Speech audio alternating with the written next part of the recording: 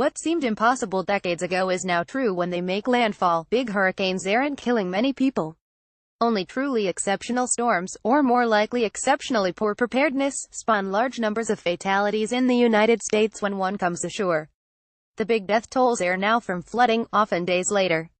Of the top 30 killer hurricanes that have struck the U.S. mainland since 1850, only 3, Floyd in 1999, Katrina in 2005, and Harvey in 2017, were in the past 4 decades. Half of the top 10 killer storms occurred before the widespread adoption of radio. The lesson: surviving a landfalling hurricane is becoming easier, thanks to communication, better forecasting and preparation. 10 years ago, Category 5 Hurricane Dean slammed into Mexico's Riviera Maya and killed no one. The lowest barometric pressure at landfall was 26.72 inches. If it had hit the United States, Dean would have barometrically ranked third on the all-time monster list, behind the 1935 Labor Day hurricane in the Florida Keys, and 1969 Hurricane Camille on the Mississippi coast. A half-century before Dean, Category 5 Hurricane Janet hit in the same spot, had a similar central pressure, and killed an estimated 500 people.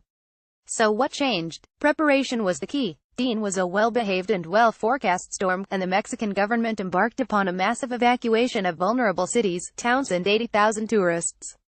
Undoubtedly, this saved a large number of people, as some of the coastal towns were virtually wiped out. The government of Mexico was rightfully proud of its remarkable achievement. Irma's death toll currently stands at 75, tragic but remarkably low considering the tremendous reach of its damaging wind field, all the way from Key West to Atlanta, affecting more than 20 million people. At landfall, when the storm's center first crossed the coast, there were 9 fatalities in the Keys, but half appeared to have been from natural causes.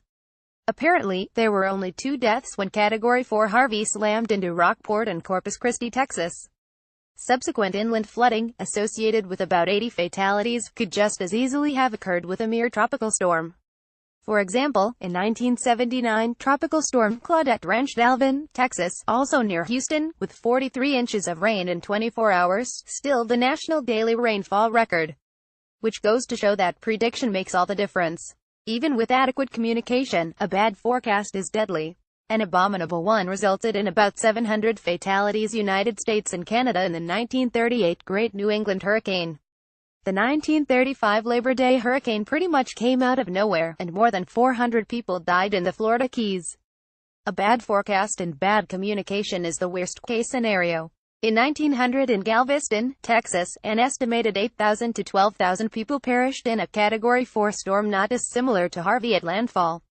When warned by Cuban forecasters that a huge hurricane was on track between there and the Gulf Coast, Washington's Weather Bureau brushed them off with an imperialist flick.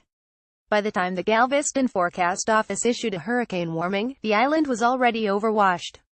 Since the 1950s, forecasts have improved incrementally, and mega-killers have become rare.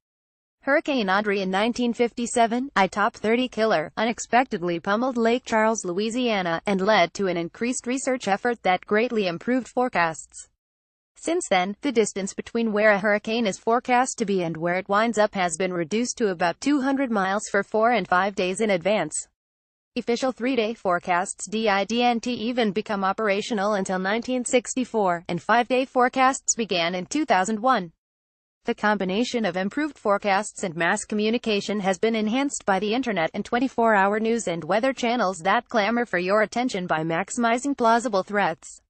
Storms with substantial mortality are now true freaks, or their effects are enhanced by old-fashioned human bungling. The 2005 Hurricane Katrina had elements of both. It was well forecast, but that didn't matter. While it was technically a Category 3 storm at landfall, it was huge in extent and piled up tremendous amounts of water in its northeastern quadrant, unleashing it on the Mississippi and Alabama coasts. In both places, the storm surge reached the U.S. record of 27.8 feet high, and water surged a remarkable 6 miles inland. Altogether, 238 people died in Mississippi. Under any circumstance, Katrina was going to be a big killer there. But New Orleans was where human bungling came in. In 1965, Category 3 Hurricane Betsy struck New Orleans, killing nearly 60 people in floods. Levees that were supposed to hold back a wind-whipped Lake Pontchartrain and the Mississippi River failed. In response, the U.S. Army Corps of Engineers promised a new levee system that would withstand such a storm. The new levees failed utterly in Katrina. Congress didn't appropriate enough money, and the core drilled pilings supporting the flood walls to only half the planned depth to ensure stability. As a result, about 1,000 residents, the true number will never be known, perished in a storm in which the local airport never even recorded a hurricane-force wind. Floods, human-assisted or otherwise, that can occur days after a storm hits, are now the killers. Absent an extreme storm or poor planning or infrastructure, we are now to the point where hurricanes that previously killed hundreds or thousands as they came ashore now produce few fatalities, testimony to our abilities to increasingly adapt to these terrible storms with better communication and better science. Patrick J. Michaels is the director of the Center for the Study of Science at the Cato Institute.